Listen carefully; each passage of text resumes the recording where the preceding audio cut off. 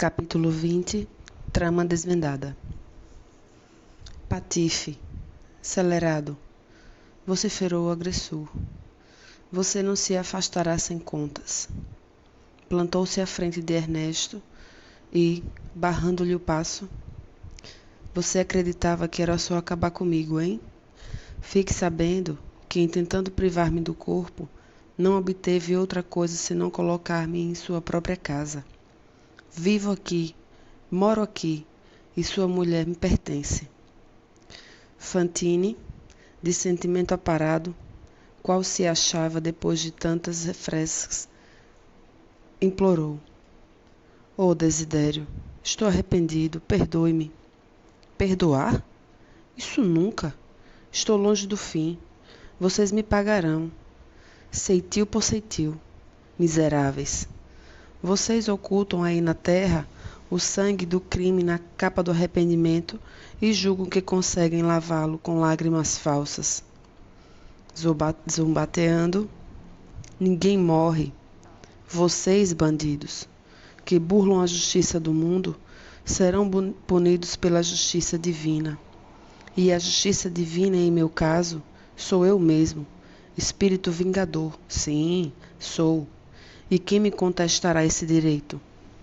A superexcitação do desventurado provocava nele mesmo o corrompido pranto do ódio, e era igualmente chorado.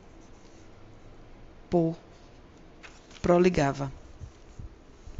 Cretinos, delinquentes.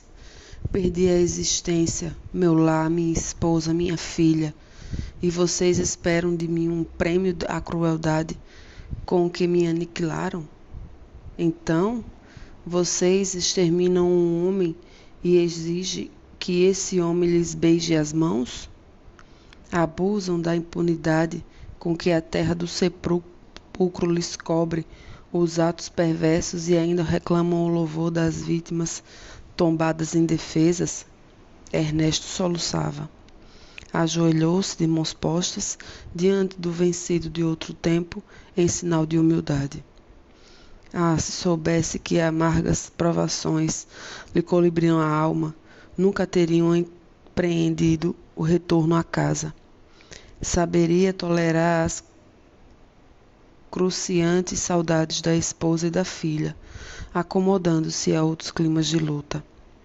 Entretanto, em 2 anos de meditação e de estudo, aprendera que cada espírito recebe da vida, nas leis de Deus, segundo as suas próprias obras. Certificara-se de que criatura alguma logra desertar da própria consciência e que chega, invariavelmente, para o culpado o dia da expiação e do reajuste. À face disso, recorria intimamente ao apoio da prece, suplicando a Jesus lhe revigorasse os ombros para carregar a cruz que ele mesmo talhara com os próprios erros. À medida que ele se mantinha de joelhos, flexível na areia da entrada, fitando o céu fulgente de estrelas, Desidério continuava. Covarde! Levante-se para enfrentar as consequências de sua falta. Somos agora 2 homens nas mesmas condições, sem a máscara do corpo, qual você me quis há mais de 20 anos. Onde estão agora sua propásia, seu sorriso de mentira, sua arma frouxa? Oh, Desidério, eu não sabia. Pois saiba, canalha, matador, que estou vivo. Sim, sei, gemeu Fantine, com esterroso esgar. E rogo a Deus me perdoe pelo mal que lhe fiz. Se Deus existe, estará ao meu lado. Você não pode invocar o nome de Deus para cobertar-se. Reconheço, mas imploro a você, Desidério. A frase, porém, desfaleceu na garganta, que a dor sufocava. Implora o quê? Perdoe-me pelo amor que você tem a Elisa e que Elisa lhe tem. Ignorava que minha esposa o amasse tanto. Sou um réprobo, bem o sinto. Entretanto, fiz-me criminoso por muito amar a esposa que o céu me havia dado. O frio interlocutor pareceu comover-se diante daquele testemunho de abnegação e humildade, mas retornando à dureza em que se caracterizava.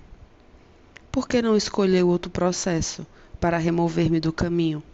Adotando a violência, nada mais conseguiu senão atirar-me mais intensamente para os braços de sua mulher.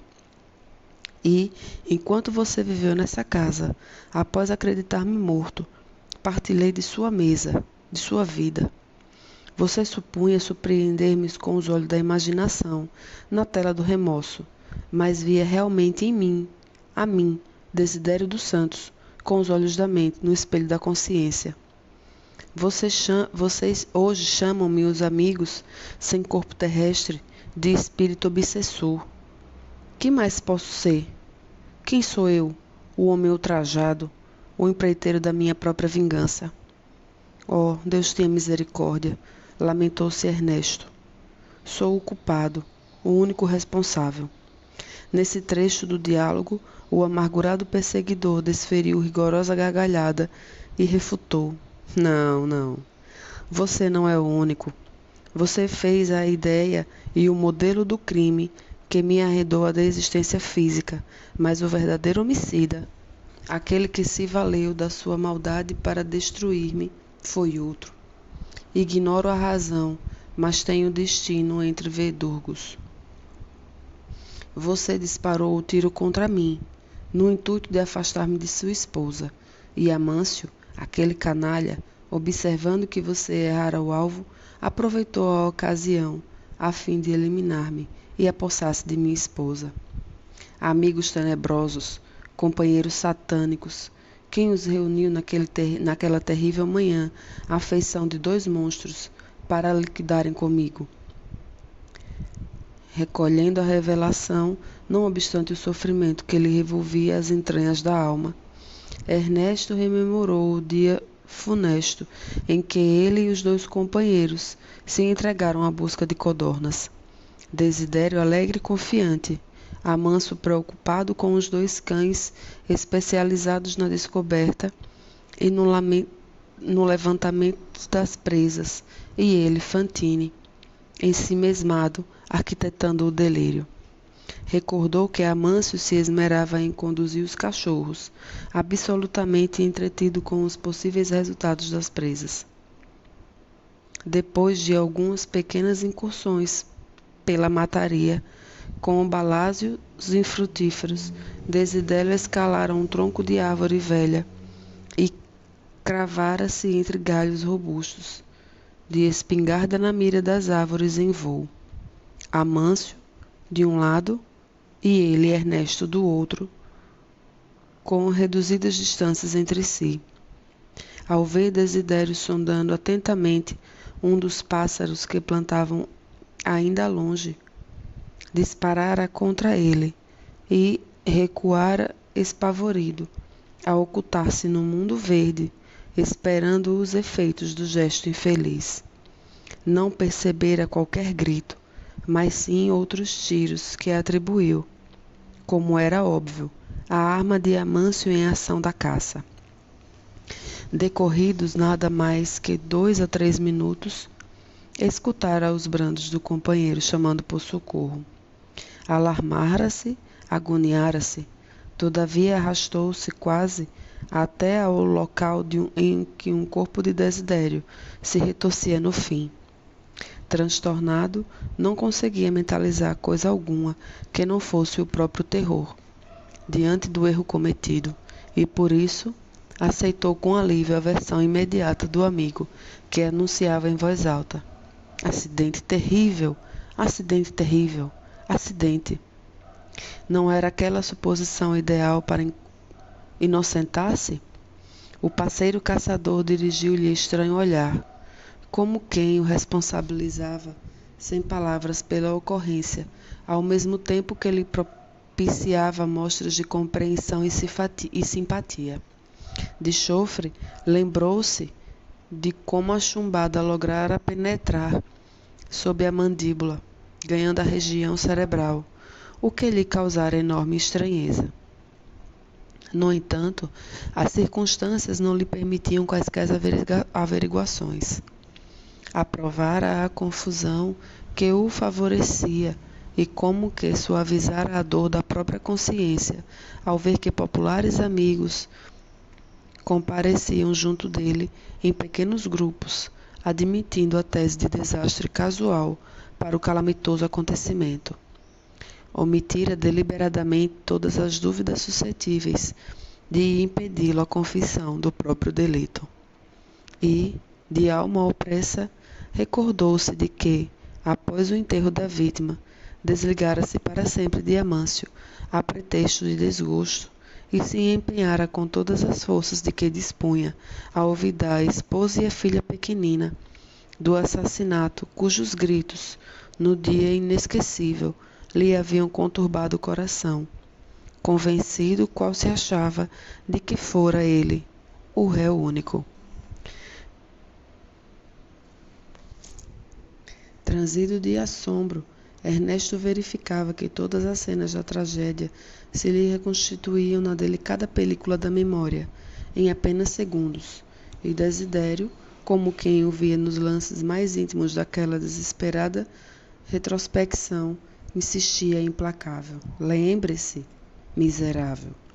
Lembre-se de como vocês dois cínicos matadores me eliminaram. Como afastar-me do corpo inerte, sem detestá-los. Enlouquecido de sofrimento e revolta, recusei. Enojado, os braços piedosos de enfermeiros que me buscaram para que outras terras, não sei, já que outra vida me surpreendia depois da morte, não a desejava senão para a desfora. Ainda assim, você não me encontra mais na furiosa versão dos primeiros tempos, conquanto meu ódio ainda tenha suficientes reservas de fogo e fel para desejar-lhe o espírito. Avalanches de provocação se abateram sobre mim.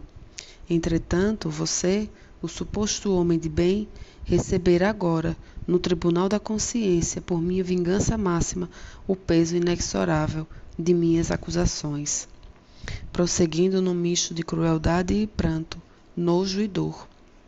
Pense no martírio com que me reaproximei, desencarnado, da jovem esposa e da filha ainda terna, para ver Amâncio, o assassino, senhorear-lhe a existência. Ah, Fantine, acredita você que a princípio eu quisesse tanto sua mulher? Não. Eu era um homem sem qualquer princípio religioso e, por esse motivo, sem qualquer orientação definida. Possuía um esposo e uma filha que adorava e punha meus olhos sobre Elisa, à maneira de um tolo entusiasmado, para ver-se distinguido pelas atenções de tão devotada e distinta mulher. Contudo, ao invés de uma palavra franca de companheiro capaz de impor-me a julgar justo, você, ralado de ciúme, tentou abater-me, como a limária no campo.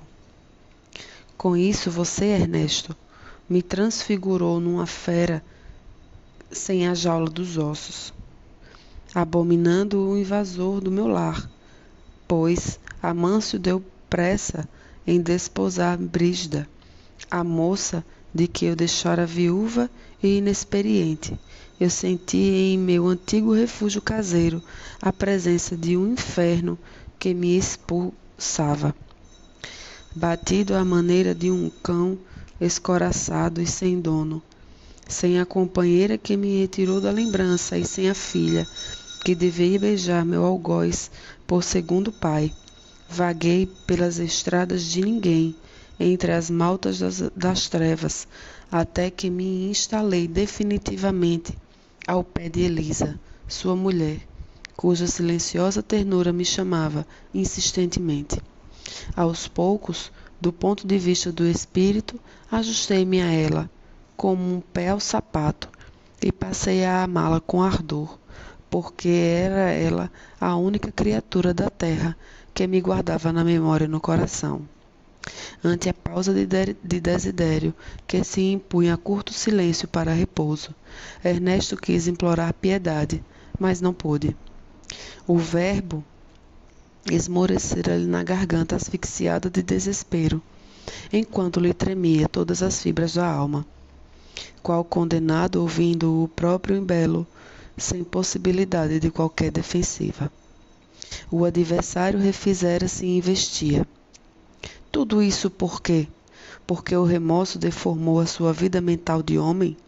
Você, desde a empreitada ominosa em que perdi meu corpo, andou buscando incessantemente uma fuga impossível. Melhorou o espírito em negócios de renda, compromissos e corretagens, viajando e viajando, sem procurar saber se a esposa e a sua filha eram almas necessitadas de assistência e carinho. Tudo isso fez de mim a afeição por Elisa, mais que a afeição terrestre. Obsessor? Oh, sim, sou. Mas sou também servidor incondicional de quem leva seu nome e aguentou sua frieza de coração. Aprendi com sua mulher a paciência e o silêncio para esperar e esperar. Você soube, algum dia, das enfermidades de sua filha na infância? Conheceu-lhe as duras tentações dos dias primeiros da juventude? Sabe que rapazes insensíveis lhe abusaram da confiança? Por acaso enxergou alguma vez as lágrimas ardentes que lhe queimaram o rosto, depois dos pontapés daqueles mesmos jovens desalmados que lhe prometiam lealdade e ternura? Ah, Fantine, Fantine, você nunca desceu a faixa de suplícios do seu mundo doméstico, mas eu sei que calvários foram transpostos pela mulher que envelheceu gemendo e pela outra que se desenvolveu chorando. A que títulos retornou a essa casa? Colheu um amor que não plantou? Pedi contas? Ernesto, quebrado de aflição ante o libelo doloroso, conseguiu balbuciar. Oh, Ernesto, compreendo agora. Perdoe-me. O antagonista, cada vez mais excitado pelo martírio mortal que patenteava em cada frase, retornou o ímpeto. Padecia por sua filha e pela outra, a pequenina que a morte me constrangera a largar. E laqueada na boa-fé pelo patife que lhe absorvera a atenção, Brígida concordou em descartar-se de nossa filhinha, situando-a muito cedo em estabelecimento de ensino, onde se é verdade que recebeu educação esmerada. Curtia a falha dos pais, qual se fosse enjeitada no berço. O que sofri, Fantine? O que sofri? Entretanto, minhas agonias não pararam nesses cuidados. Minha infortunada filha, que cresceu triste e moralmente quase desamparada, à míngua de assistência paternal que você e Amâncio lhe furtaram, encontrou a morte há precisamente 2 anos. Impelida pelo padrasto, interessado em livrar-se da responsabilidade de tê-la em custódia, casou-se muito cedo com um celerado que lhe destruiu todos os sonhos. Oh, como trabalhei para evitar-lhe a comunhão com esse homem covarde! Caminhava incessantemente entre os seus e os meus, esmagado de desespero, dedicando-me a conjurar a tragédia que, afinal, se consumou. Quando fui vê-la morta, junto de companheiros desencarnados tão sofredores e tão desvalidos quanto eu, ajoelhei diante do corpo imóvel que ainda lhe conservava o derradeiro sorriso, e jurei que me vingaria dos 3 mascarados que a rodeavam: Amâncio, o matador, Brígida, a ingrata, e o detestado genro, cuja presença me enoja. Em lágrimas roguei a Deus a graça de ver minha filha liberta do sofrimento físico, a felicidade de ouvir-lhe a voz. Entretanto, piedosos enfermeiros espirituais me informaram que ela fora conduzida a estâncias de repouso e que somente me será concedido reencontrá-la quando sanar as chagas da revolta que trago dentro de mim. Como se me fosse possível apagar um incêndio de mágoas porque me calcina a mente infeliz. Pobre filha, desposou um criminoso, qual se devesse compartilhar o meu destino de espírito extraviado. Ah, como extinguir as labaredas da inconformação que me devora? Impossível. Ernesto soluçava, dando a ideia de quem se propusesse desejar, de só uma vez, todo o fel que portara na alma ulcerada. Sobre o ditoso amigo, Desidério prosseguiu.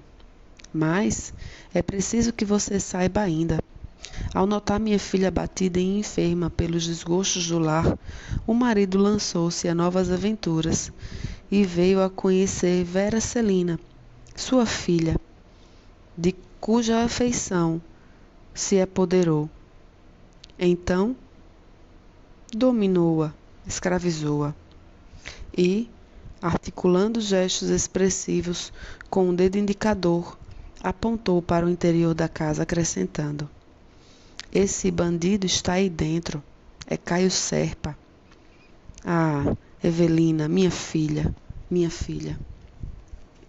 Nisso, quando Fantine percebeu toda a trama desvendada, com a anunciação dos nomes de Evelina e do esposo, sentiu-se como se o cérebro lhe estalasse de angústia. Deslocou-se de um salto e, embora suplicasse a bênção de Jesus e a proteção de Ribas, recorreu para matagal próximo, entre gritos dificilmente abafados, e